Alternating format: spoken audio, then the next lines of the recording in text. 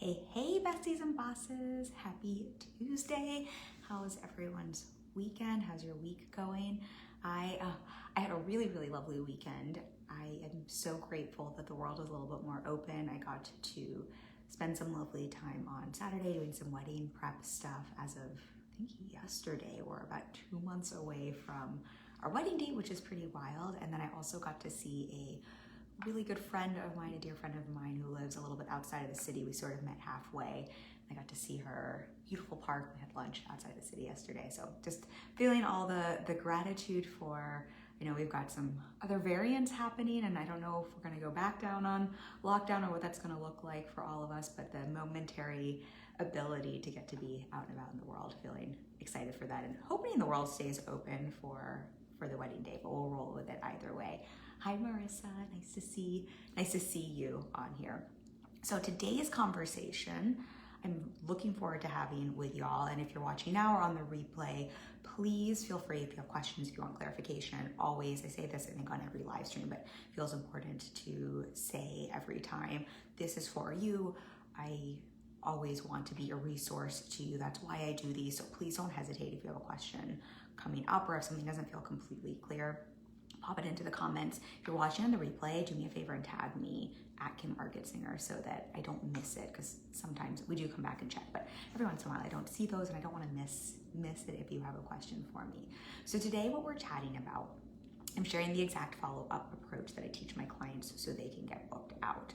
Now, if you have hung out with me before, if you've taken my free course, if you don't know about my free course, I have a free 6-week sales course, Sell Out Without Feeling Like a Sellout.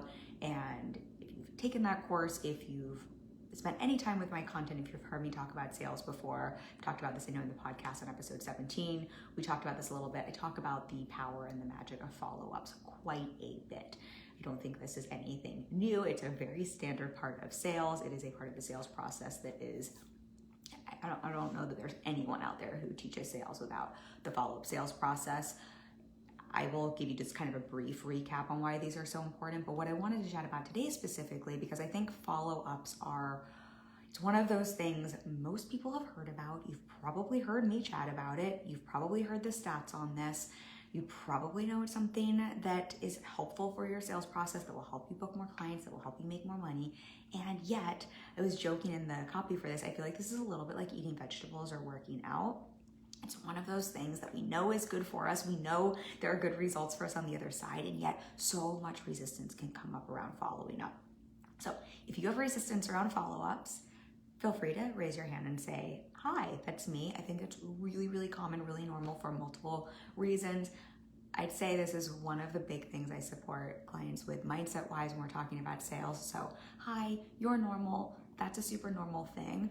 We're gonna talk a bit about that today, and then really what I wanna chat through, aside from the mindset component, I don't always mindset, but I actually today wanna talk a little bit through the practical approach of follow-ups, because what I have found, because of the resistance that can come up around follow-ups, and because of some of the mindset junk the brain can hand you, I find there's a really common trap that happens with follow-ups that kind of sabotages the follow-up process and can make you feel like you are following up and you are doing it, and you're kind of like checking that, like check off your list, and you're still not necessarily getting those results.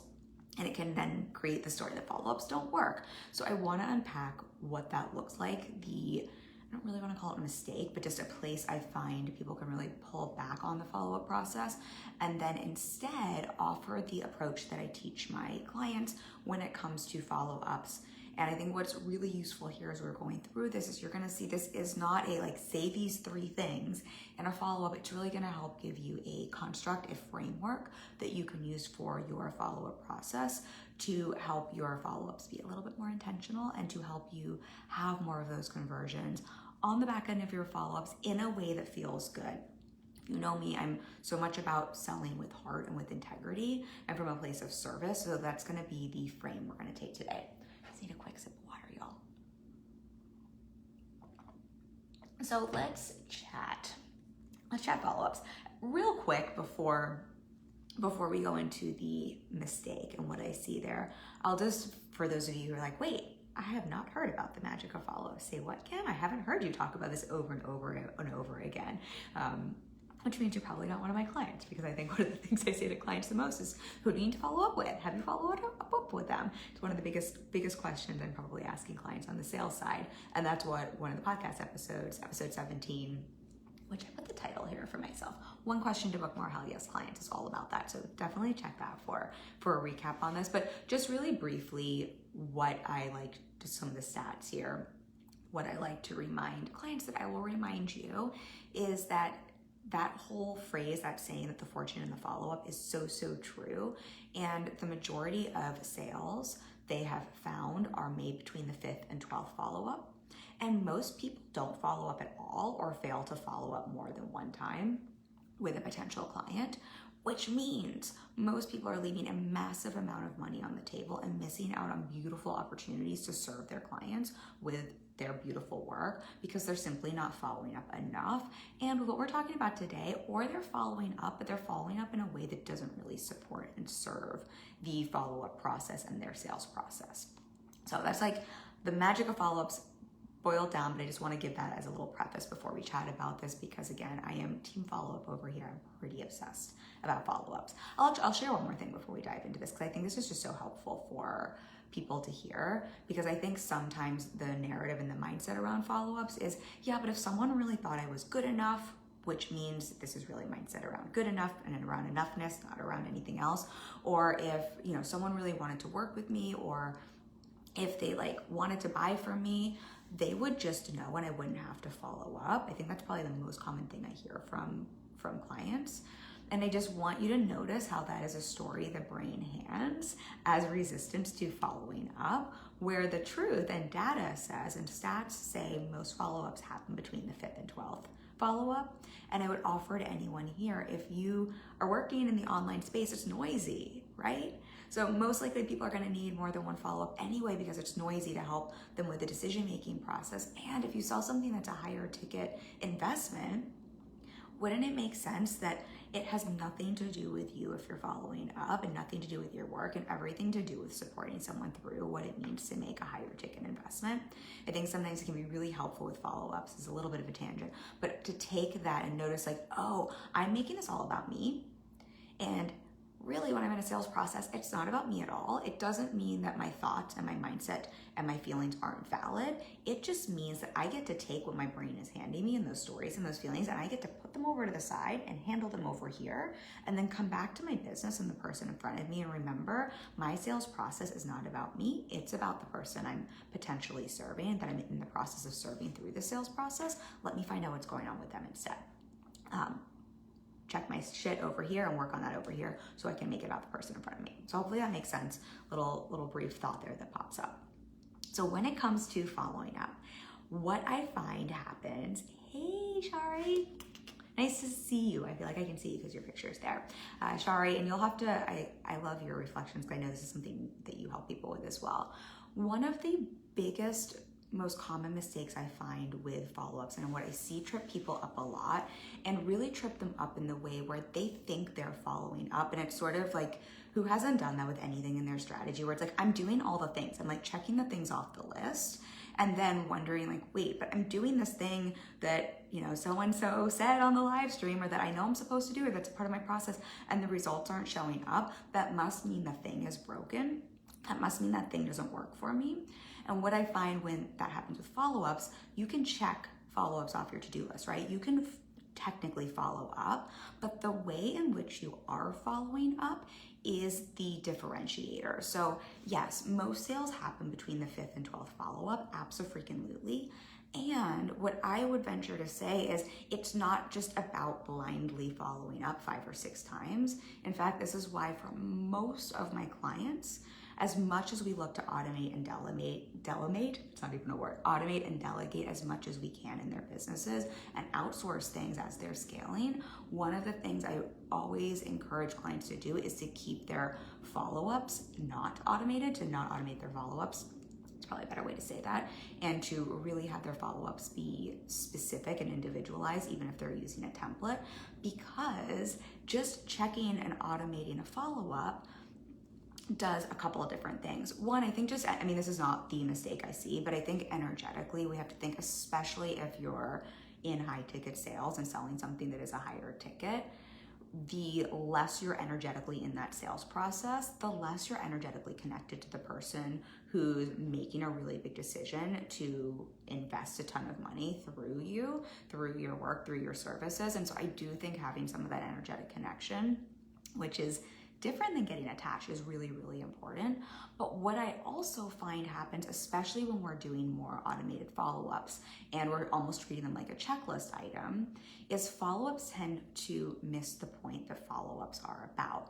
And what I teach clients follow-ups are really about is staying in the decision-making process with someone and supporting them to make a clear decision. Yes or no. I'm going to explain what I mean by that, and I'm going to explain kind of what that looks like. But let me see. Hey, Mary, nice to see you. Shari says, you had one of the most supportive follow-ups I've ever experienced. That makes my heart very, very happy to hear, because that is definitely what I aim to do. And thank you for reflecting that. I will share, and this is what I was actually going to share this. I was meant to share this at the beginning of the live stream today. Thank you for saying that, Shari. I think for everyone to hear too. I cannot tell y'all how many clients I work with who I have followed up with probably over 9 or 10 times. And I say that just also to normalize that statistic that most follow-ups or most sales happen between the 5th and 12th follow-up. So for as many clients as I've had say on the call, like, yes, I'm a hell yes, I'm a full-bodied hell yes, like, sign me up. And I have to say, like, slow down. I don't take payments over the phone. Like, let me send you an email. For as many of those, I've had people were like legitimately like 9-10 follow-ups, and both like equally amazing hell yes clients. So I say that for everyone listening as well, just to normalize that. Okay, so going back to the mistakes, so to say here. So with a follow-up, I think what's really important to remember with the approach is the whole idea with follow-ups is not simply to just check in and make a touch point. Yes, touch points are important. Yes, checking in, you're already doing more than the majority of people. I think it's like something like 82% of, my stats might be off here because my memory doesn't serve me with stats, but I think it's something like 82% of people don't follow up more than once.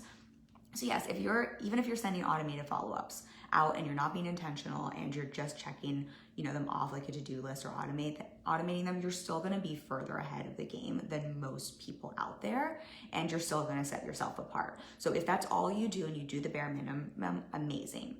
But what I find happens for a lot of my clients who are really heart-centered, which is most likely you if you're watching, because they care so much and they want to be intentional, when they're in the follow-up process, what happens is it's almost like the opposite of checking. Like, it's almost the opposite of like, hey, I'm just checking in. And the follow-ups lose the point of the conversation. It become more almost about coaching and supporting someone and giving away free work and getting into conversations where they're helping someone with their challenges or problems. And that seems like it's a really supportive, helpful thing to do, right? That's heart-centered. You're helping someone. And what I want to offer here is this is not even about holding a boundary around paid and free work, while that is some of what comes up here. What happens when you're in the follow-up process and you're either just, hey, I'm just checking in, and that's kind of like one extreme, or on the other extreme, like, hey, let me go in here and like coach you and support you and give you tips and give you tools in all of these follow-up emails. On either one of those extremes, you're missing the whole point of the follow-up conversation, which is to support someone to make a decision. So if you know my work, if you've taken my free course, one of the first things I say is, if we think about selling with heart, right? I talk about heart-centered sales, selling without the ick, selling from a place of service. The way I define sales, how I think about sales, is our goal as salespeople. If you're in business, you are a salesperson, whether or not you want to call yourself that. Our goal is to help someone make a clear decision about what it is they want. If you're having a discovery call, right? What is the whole point of a discovery call? To help someone get clear on what it is they want. Are you a fit to work together? Do they want to work with you? Yes or no, right? That's step one. Step two is then to support them to make a clear decision to move towards what it is they want. Do they want to work with you? Then can you support them to make that decision, to make that leap? Do they not want to work with you? Are you not a fit? Great. Can you support them to be an empowered human and adult to make a clear decision to say, no, this is not for me? Either way, we're supporting someone to make that decision.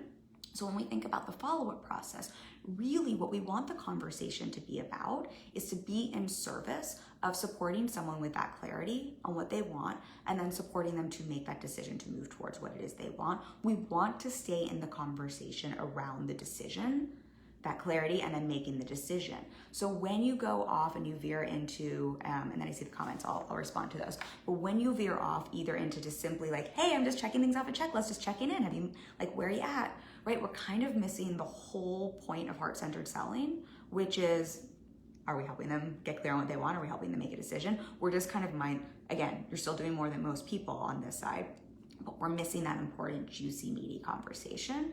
And if you get into, I'm just gonna give people a bunch of like coaching now. Like we had a call, they talked about their, would be an example here. Let's say you're a energy coach, right? They talked about their energy and I have I can support them with that. And you start supporting them in this conversation. Suddenly what you've done is you've removed yourself from the conversation that you're in, and you're no longer supporting them to make a decision. You're no longer supporting them to get clear on that decision or to make a decision. And generally speaking, what I find is when you get into that coaching space, that's usually more a mindset thing on our side, because we're not feeling empowered. We're not feeling like our work is enough. We're feeling like we have to prove we're good enough, right? When we're kind of, oftentimes, not all the time, again, it comes from a place of service as well, or sometimes it feels like this is the best way to do things. But I find a lot of times it comes from like, I need to show some like more stuff here, instead of that is just literally not the point of a follow-up conversation. And we're almost like over here out on left field, not in service of the follow-up. And then yes, like whole side conversation, it also like, I say this in like the nicest way possible. I don't mean this in a yucky way, but it's, oh gosh, what's the awful? This is like the awful dating example. It's something like if you give the milk away for free, no one has a reason to buy the cow. Has anyone ever heard that horrible, awful dating example analogy? I don't actually subscribe to that. And I actually really believe in the benefit of giving away a ton of, like I give away a lot of free value, right? I believe there's so much purpose and value in giving away free in your business to support someone in that buying decision. However, at a certain point, if you're giving away all the milk for free, I wouldn't say no one's gonna buy the cow. It can absolutely support a buying decision, but it doesn't help someone to make a decision, right? We're just not giving someone the support to make a decision. Someone has no reason to make a decision, and we're not encouraging them to make a decision. So we just get out of the sales conversation. And that's why someone doesn't buy the cow, so to say. Again, worst, like that's kind of the worst saying ever, but hopefully y'all are picking up what I'm putting down. Okay, let's see. Mary says, you really helped me with this. Thank you. I love you. Trey says, yes, cosign. It's not about a yes, but it's a decision that feels good. Absolutely. That's exactly it. It is not about like, thank you for saying that, because that is exactly it. I like want to scream this from like the rooftops everywhere. And this is what removes all the ick from sales. Selling is not about getting a yes. Selling is about helping someone make a decision and make that decision, right? If it's a no, right? That's amazing. It sounds weird, but I sometimes celebrate the no's, because celebrating the no's, I also believe it's the, what's his name? Steve Chandler quote, yes lives in the land of no. I also believe your yes client, the more no's you get, the closer you're getting to your yeses. And often potential no clients become yes later, but that's a whole nother conversation. But I think here, if you can help someone to say no, this is not a fit for me. Like what a gift is that? What a gift is that for both of you? Instead of how frustrating is it to be in decision fatigue and in indecision. Just too many ins there. So I think it's just such a gift as well. Let's see. Mari says, Shari is hell yeah, so true. Love you both. So I would say with follow-ups in terms of the approach, so really helpful check-in here when you're following up, and then I'll give you a little framework that I walk through that can be really helpful. But a reminder here is just to check in and see, am I staying in the decision-making conversation in this follow-up? Or am I simply sending something to check something off a checklist? Or am I veering over here into coaching land or into service provider land? And just seeing what we want to do is keep coming back to, am I having this conversation? Am I staying in the conversation to make a decision? Am I supporting someone in making the decision here? Otherwise, we want to get back in this middle lane here. And there's nothing wrong with touch points. There's nothing wrong with coaching or supporting someone. It's just not what belongs in a follow-up conversation. So with a follow-up conversation, there's kind of like two pieces here that I find can be really, really helpful to walk through. And Shari says that clarity is so kind as opposed to being in that decision limbo. I feel you on that. It's like the biggest, this is such a side tangent, but I think it's a helpful side tangent to what you're saying.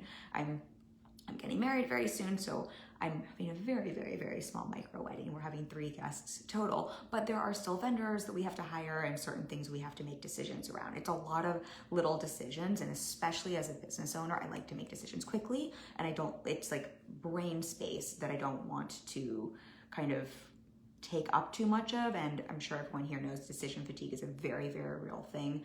I think it's something like we cap out at around 200 decisions a day, which is why Steve Jobs of the world wore the same thing every day so they can minimize that decision fatigue. So I find it so valuable, for example, when I'm talking to a photographer, the more someone can help me make that decision and stay in that conversation, the more grateful I am. It's been really fascinating being on the client side on so many decisions all at once. What a gift it is when someone follows up in a way that's really supportive to making this decision.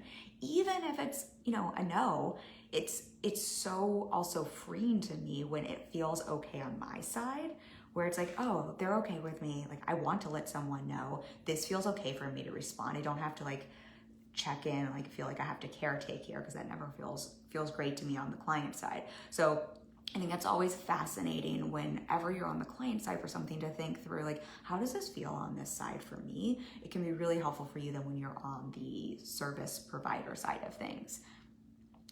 Mary says, yay, for the wedding stuff. Thank you. I'm very excited. We've been together for a long time, so it feels like we're already married, so it'll be very fun to make this legit, and I'll be very excited to share photos with y'all and all the fun honeymoon stuff. All right, so bringing us back to follow-ups. What we want to really think about is, again, can we stay in the approach of helping someone, again, get clear on what it is they want, and then making a decision to move towards that. Which means when you're going to follow up with someone, there are 2 things you want to check in with for where you're going to follow up with someone. First and foremost, I always want to check in with, if I'm following up with this person, are they already clear on what it is they want? Are they already clear on what it is they want? So, and just checking in yes or no. If the answer to that is no, this person isn't really clear on what they want. They're not already a hell yes. So we're not in that part of the discussion. There may be a yes, or maybe they're not sure. They're just not clear.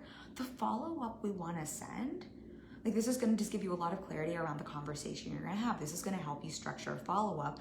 It informs what's going to go in that follow-up. The follow-up then that you're going to want to send is going to be around, how can I support this person to get clear on what it is they want as it relates to this offer that we're talking about. I'll use myself as an example here, but y'all know I do one-on-one coaching. I have a 6-month coaching program.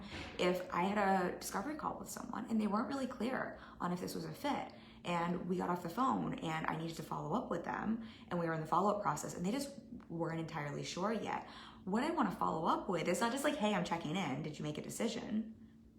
That's not sane in the decision-making process. That's not really supportive for them, right? I want to see, oh, they're not clear on what it is they want yet. My job, my literal job here, if I'm treating sales as a form of service, is to see, what can I do to help them get more clear on what it is they want? Do they want to work with me? Is this a fit? Do they not want to work with me? How can I have a follow-up that is specific to them and specific to this challenge that they're in, so I can help them gain some more clarity? Maybe I want to offer them another call. Maybe I want to ask them some more questions. Maybe I need to give them some more information, right? But that's going to be a very, very different follow-up than someone who's already clear on what it is they want as it relates to my work. So can you see how already this is a place where we want to check in? Is the person I'm sending a follow-up to clear on what it is they want, yes or no? This makes it really hard to send out automated follow-ups if you just have an automated system to send out 5 follow-ups. If you're sending them to someone who isn't clear on what they want, you're almost going to miss the important conversation you want to stay with someone in. Let me know if that makes sense, y'all. So again, how can you support someone with getting clear first and foremost? And this is helpful for you in a sales conversation as well. But that's also remembering that follow-ups is a part of your sales process. Sometimes that's why we have to follow up. Not everything happens in the sales conversation, or depending on, if you're having more of a launch and a program of some sort, depending on, like, let's say your sales conversation was more like a webinar or it was a challenge or something like that. These are things to think about as well when you're sending follow-ups, even if you're sending follow-ups to your whole list, thinking about, based on where I left people off here, are they going to be clear yet on their decision? Are they clear on what it is they want? Really want to think about that first and answer that question. If the answer is no, that's the follow-up I want to send. Mary says, yes, definitely makes sense. Awesome, thank you. So if the answer is no, or if the answer is no, sorry, then we want to send more. If the answer is yes, they're clear on what it is they want, then we go to step 2. Great, the person I'm speaking to is clear on what it is they want. Then the follow-up becomes, how can I support them to make a decision to move towards what it is they want? That means to actually say yes or to say no. This is also going to create a very, very different follow-up approach, right? So we have to have that clarity on our side before sending a follow-up. And then if you have that clarity and someone is clear on what it is they want, they do want to work with you, but they haven't made that decision yet, right? Then we want to support them through what's coming up around. Why are they in a decision? Like, that's when we're maybe looking at some of the objections that might be coming up, or some of the fears that might be coming up for them, or some of the things they might still need some clarity on, a few moving pieces or next steps.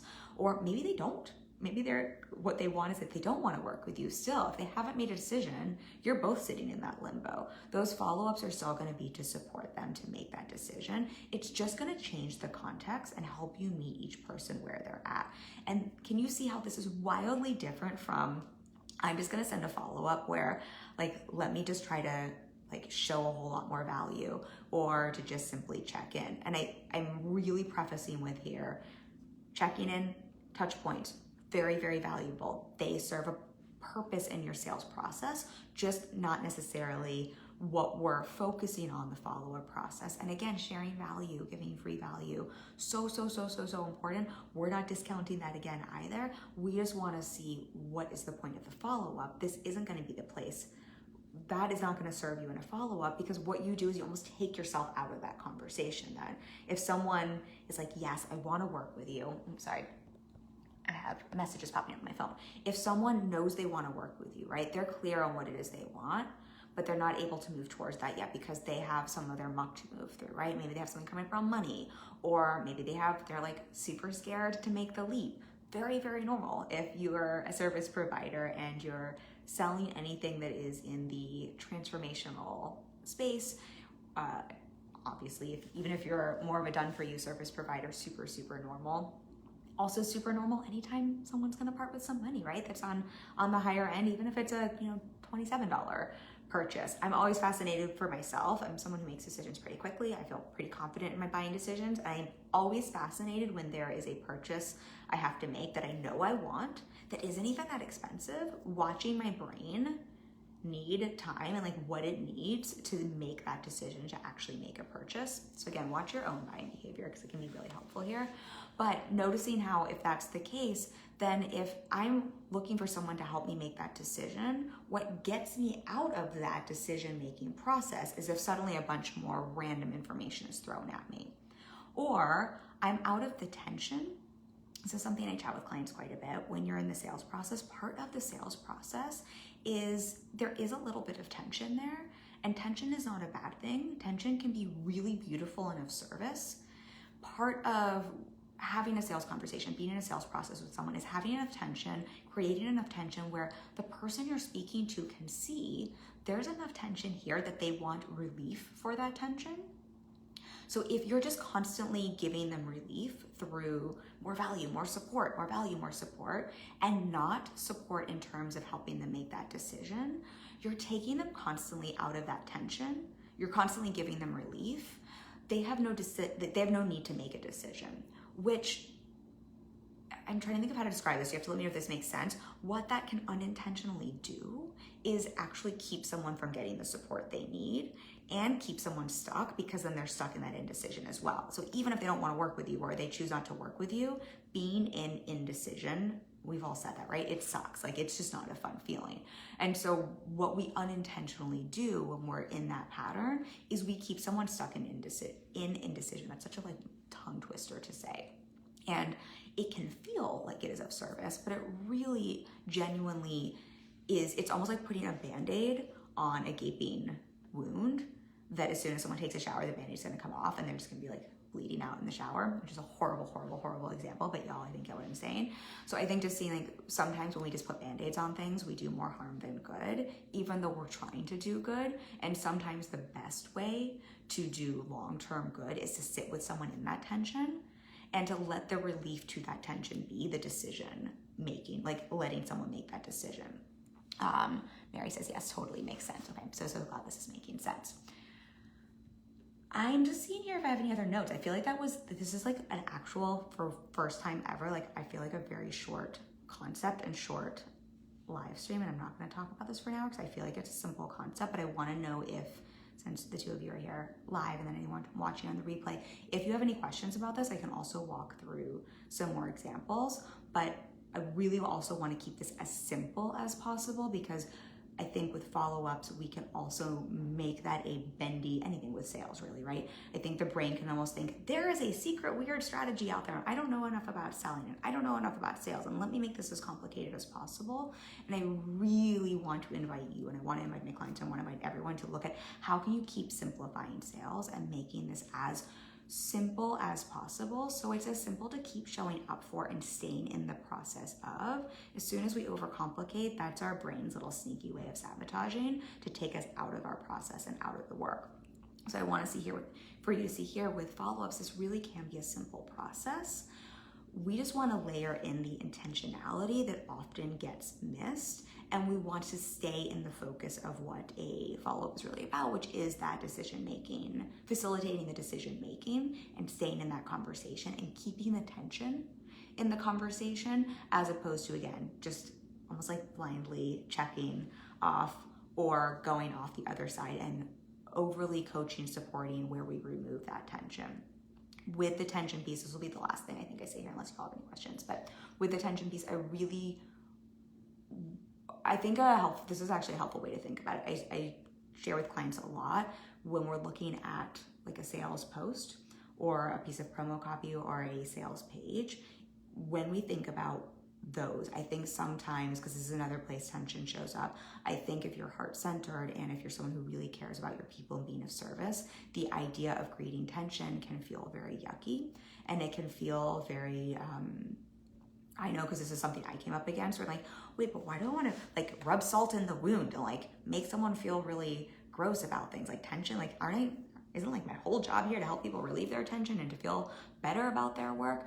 And what I like to remind clients, and I think this is going to just be helpful if we think through the lens of a sales page, is if you're not creating tension, what you're doing is you're not allowing someone to have enough clarity to understand what it is they need. And again, if we think about the whole idea of sales and supporting someone and doing so from a heart-centered perspective, and if you're a service provider, the only way you can really serve someone with your beautiful work, like the best way you can support someone, right? They have to invest through you and your services. No matter how amazing your free content is and your free value is, that's never going to be the thing that really supports someone through deep transformation or to that next level. And so if you're not creating enough tension for someone to be aware of, having enough awareness around the pain they're feeling, that tension that they need relief through your product or service, you're never going to help someone understand really how they can get the support they actually need. And I'm assuming here, if you're here, you have work that is coming from a place of integrity, right? I always say with marketing and sales, you have to have integrity and responsibility. It's sort of like, it's like if you've ever watched one of those like superhero movies, it's like with great power comes great responsibility. I think about that with marketing and sales. Marketing and sales works. It's a pretty practical, strategic thing, but because of that, with that comes great power and responsibility for all of us as service providers. And I think our responsibility then is making sure we are coming from a place of integrity. But if you're coming from a place of integrity and you know your work can help someone, if someone invests through you by paying you for your work or service, that's the way they're gonna get the most support. That's the way they're gonna have the best transformation, right? That's the way they're gonna get the best results. The only way you can then best serve someone is by helping them first feel the tension enough, feel the pain enough, so that they need to make a decision that they want to get that relief which is making that decision to work with you or, deciding not to. So hopefully I went off on a little tangent there, but hopefully that makes sense. If we think through the lens of a sales page, if a sales page doesn't create enough tension for you, you're going to bounce. You're never going to read all the content, right? You're just like, okay, cool. This is like a lovely piece of content, but I don't need to make a decision. This isn't even speaking to me. This isn't even about me. Whereas if a sales page or a piece of promo creates enough tension where you're like, oh, I feel that. I feel a little called out, or I feel like this is speaking to me, or like, I never fucking thought about that before. Like, that is true. As soon as you're feeling that, you feel enough tension where you're like, well, this doesn't feel so great. How do I relieve this tension? What's the next step for me here? Your brain is automatically in a place where it wants to make a decision, because our brains are pretty basic, right? We want to avoid pain, seek pleasure. So again, this is where we want to be really mindful and do so from a place of responsibility and from a place of integrity. But if you can help someone stay in that tension long enough to have that clarity, then they want to make a decision to relieve that tension. Just how our brain works. So just a little of the brain science there, and kind of bringing it back to the follow-ups. Hopefully that makes sense with the sales page. That's why with the follow-ups, if we think through it that way, we really want to try to stay in that tension, in that conversation, again, so we can support someone to want to make a decision. Otherwise, there's just no need to make a decision, because there's nothing we need to get relief around. Okay, I hope that was helpful for you all. I don't see any questions, so I am going to, oh, I just see a comment here. Shari says, totally, every single client I've worked with, we've had to work around, around follow-ups. What I found is that people have experienced being followed up with poorly, same way they may have experienced being sold to in an icky way. So they think following up has to look a certain way that doesn't feel good. When we rewrite the rules around what following up or selling looks like for them, it starts to feel better, and then fun results become easier to bring in. I love you for sharing. I mean, I love you anyway, but I love you for sharing this, because I think this is really helpful for everyone to hear, because you touched on a couple really important things.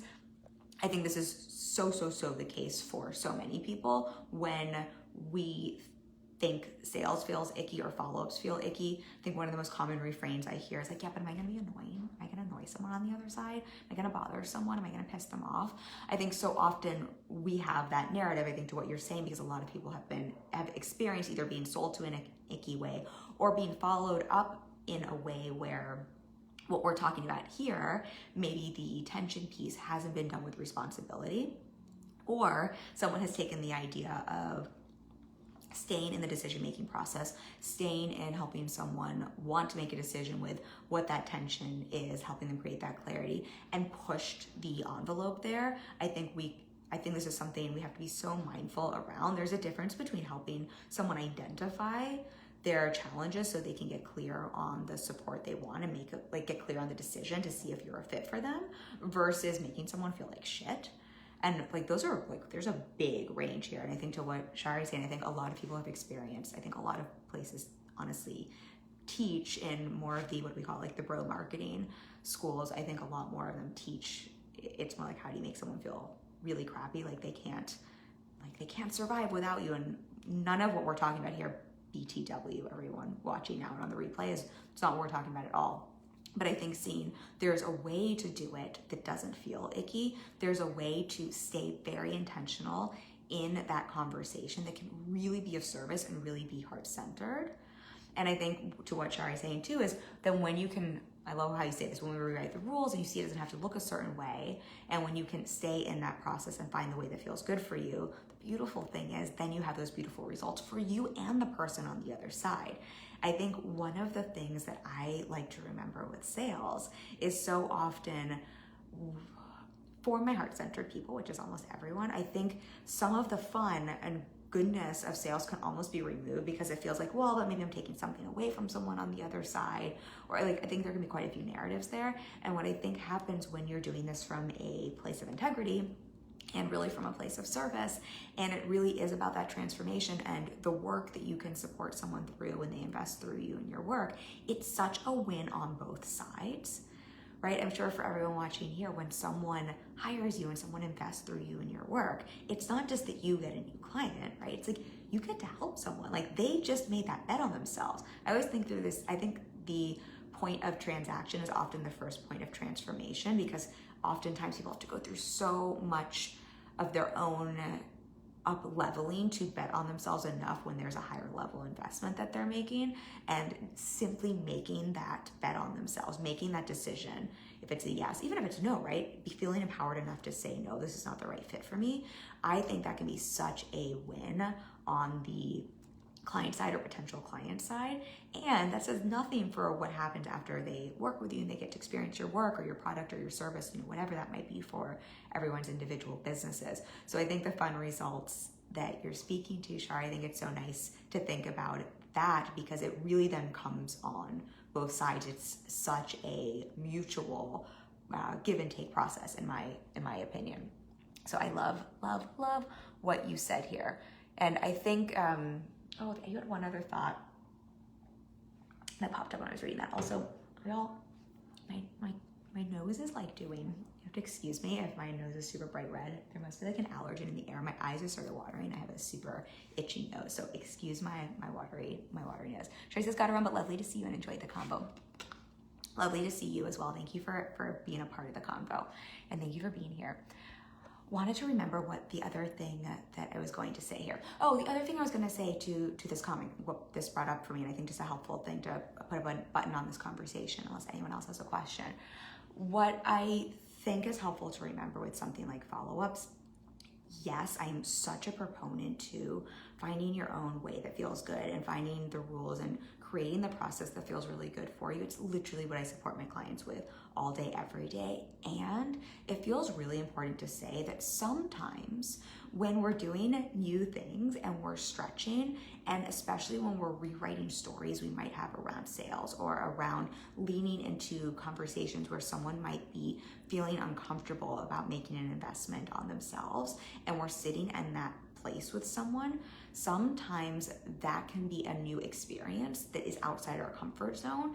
And I just want to offer for everyone listening, understanding the difference between what feels good long term and what feels in alignment and what feels congruent for you and in integrity versus what feels comfortable in the moment, because those are not always the same exact thing. So sometimes what feels good in our process long term, that serves you, that serves your clients, that serves your process, that serves your business, that serves your integrity, that really does feel good, in the moment doesn't always feel comfortable until we stretch that capacity for discomfort. And I say this because I know my own personal experience with follow-ups. To be so transparent, I geek out on follow-ups. I love sales, and I've shared, I think with everyone so many times, I used to be terrified of sales. I used to be scared of sales. I used to think they were like the worst thing ever. I used to resist them and try to figure out every way to grow my business without having to sell. It's probably why I'm so obsessed with supporting clients through this, and I can like spot those mindset gremlins like from a mile away because I've been there. And I know when I started leaning into follow-ups and when I started leaning into maybe objections and things like that, when I first started doing that, I would be lying if I said that felt good. It felt uncomfortable as fuck. And I still found a way to do that felt in alignment for me, that long-term big picture feels good.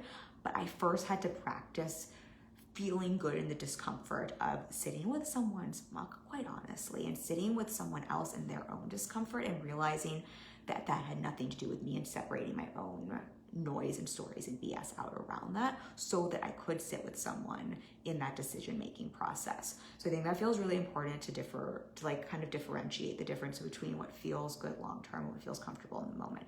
Because as we think about, and we kind of close out this conversation here, and we think about the decision-making process and what follow-ups are all about, remembering that if you are sitting with someone and helping them get clear on what it is they want and then to make a decision to move towards that, that's because they're not generally clear or they're in indecision, which often can be an uncomfortable process for them, which means you are going to be sitting in some discomfort with another human being. So, and what I would just say there is learning to differentiate someone else's discomfort from your own discomfort, if that can make sense, where you can learn to feel good yourself in your process, even though someone else might be sitting in their own discomfort as they're having to work through that decision-making process. So I hope that piece makes sense, because that feels very important to close on. All right, y'all. I love you all so much. If you have questions on the replay, drop them for me, tag me, anything about follow-ups. So happy to answer those for you. And if any of you would like support with your sales process, whether it's the front end of your sales process, getting visible, your content, your messaging, whether that's around the mindset that comes up around selling. I know so much noise can come up around making offers, around having sales conversations, or around your sales process in general in terms of those sales conversations, or the back end here we're talking about with the follow-ups. That's what I love to support my clients with. I have a free course that I will make sure we drop here. It's a 6-week free course, Sell Out Without Feeling Like a Sellout. That's a tongue twister too. Y'all, this is it's a really good course, not to toot my own horn, but to toot my own horn. I think it's as good as many paid courses that you could pay thousands of dollars for. It is completely free. So I think it's a no-brainer to sign up for. I will drop a link for that. And then I also do have an intensive available this month that we can open up space for. So if anyone wants to hop on an intensive for that, I have some clients on summer vacation this month, so we have room for an intensive. I would love to support you. I will drop a link for a discovery call. Mary says, thanks. There's a question here. Let me make sure I answer that. How do I pop this up? Mary says, hold on. Why is this not? Hold on, I see this, it's just really small. Okay, thanks. Can you explain a little bit more about how to or when to follow up with people when they need more clarity, when they need more clarity or not, they want to have sorry, it's split into two pieces, Mary, so don't mind me as I'm trying to read this because I have to read it from one place to the next. Thanks. Can you explain a little bit more about how to or when to follow up with people when they need more clarity, whether or not they want what you have to offer? I'm tempted to back off when I feel people don't know if they're ready. So I think a really helpful thing here, I can absolutely speak to this. If you're still in a conversation with someone, on a sales call or a free call or something like that, or if you're DMing, I think sometimes follow-ups happen in DMs as well.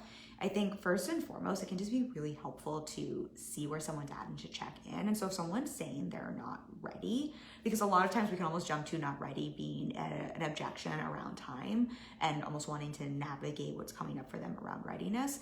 And so what I would want to check in with someone first is finding out what that means. If they're saying they're not ready, does that mean that, they're not ready because, I don't know, it's the wrong month or they're about to buy a house or whatever nonsense our brain can hand us, whatever those excuses and stories might be.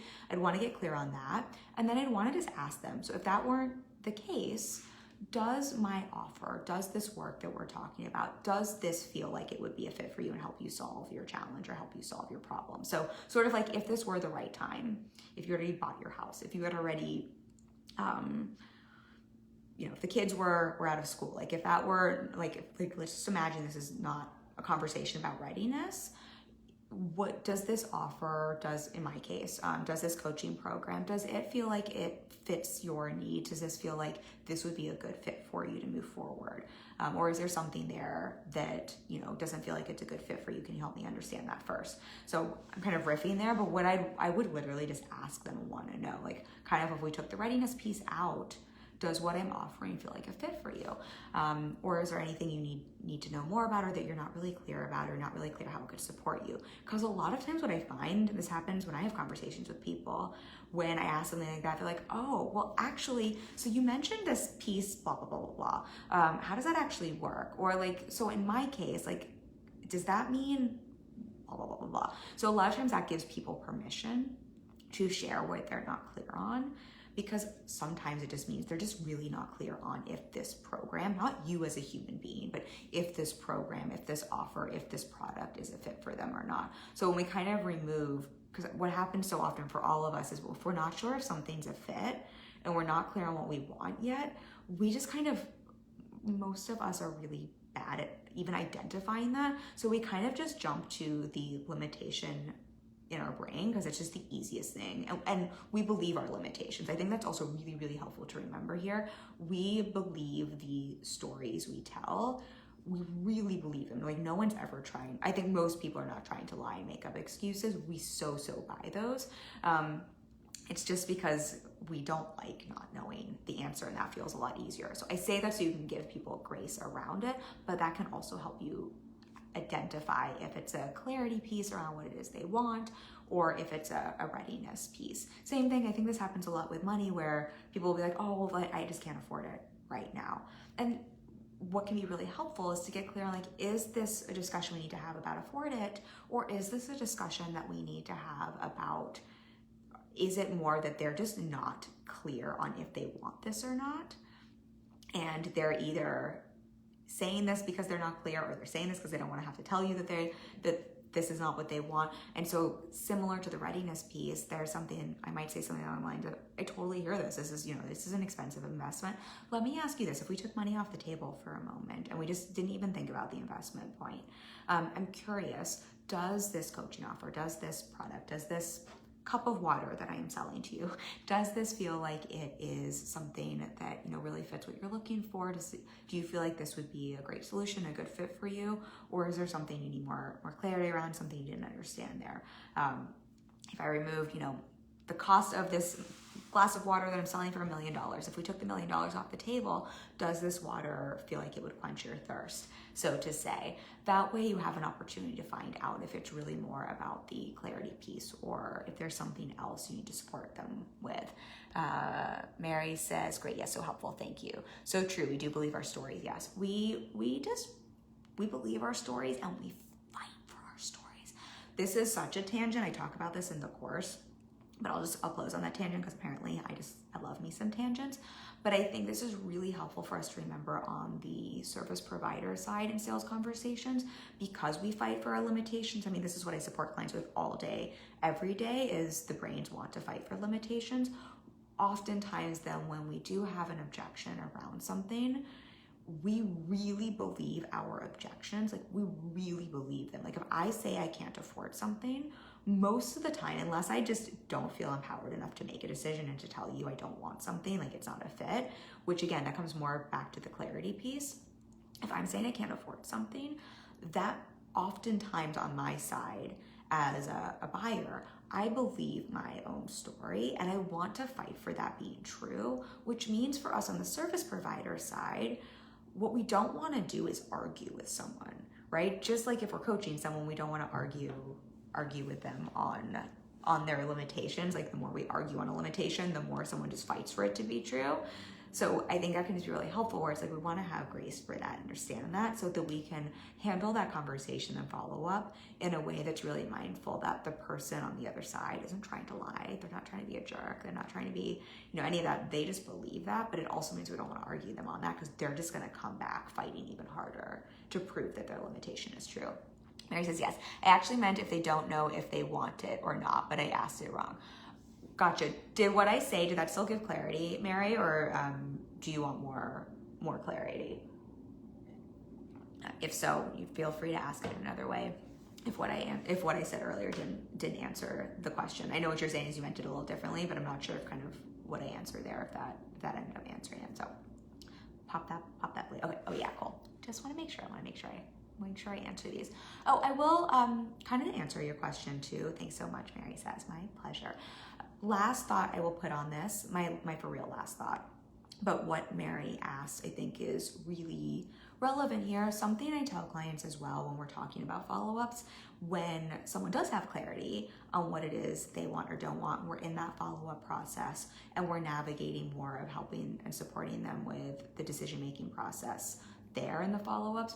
What I find can be really helpful for whatever is coming up for someone is to take, let's say it is money, let's say it is readiness, like whatever that thing is that's coming up for someone, is to take that and put that into another situation outside of your business, outside of your offer, outside of something that's attached to you receiving money. I find our brain gets really funky as soon as we're selling something that we're asking for money. But if you can take the same thing and maybe plug it into, what if this person was really clear that they wanted to start working out? They had decided, right? Their decision was like, am I going to work out or not work out? They were really clear. They wanted to work out and they want to work out 3 times a week. And then when you're in that decision-making process, they said, yeah, but I'm not ready. How would you approach that conversation if it was just, I want to work out, and they're saying I'm not ready? Or if they said, yeah, I want to work out, but I don't have the resources or I don't have the time. if you can plug in like workout or, you know, fill in anything else there. I'm just using workout as an example because I think that's something we can all kind of mentally understand as a construct. I think sometimes that can really help you understand, okay, how would I approach that with someone? Now I can take that approach and put it here with an offer because it's the same mechanics at play. Our brain just gets a little wackadoo when there's an offer and money at play. Okay, Mary says, you're welcome, thank you. Mary said it ended up helping still, good. And she puts hearts. I thank you, I appreciate you, I heart you, I love you. Thank you for being here and for your questions because they're so helpful and they're helpful for me because I'm sure someone else had a similar question. So I really appreciate the questions and you hanging with me. And for everyone watching now and on the replay, thank you for being here. I love you all so much and I appreciate it all so much. I'll be back next week with another live stream for y'all. Bye y'all.